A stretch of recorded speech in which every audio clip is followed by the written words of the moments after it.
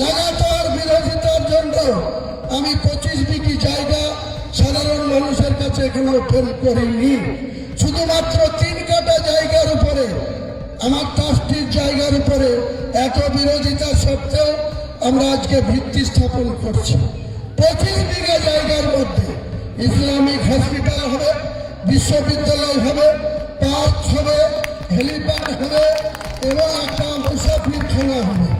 এটা পূর্ণাঙ্গ রূপ দিতে যত কোটি টাকা খরচ হোক, মুর্শিদাবাদ সহ মালদা, উত্তর দিনাজপুর, উত্তর 24 পরগনা, দক্ষিণ 24 পরগনা, হাওড়া, হুগলি, বীরভূম, 2 বর্ধমান, 2 মেদিনীপুর, প্রচুর মানুষ আর্থিক সহযোগিতা করবে।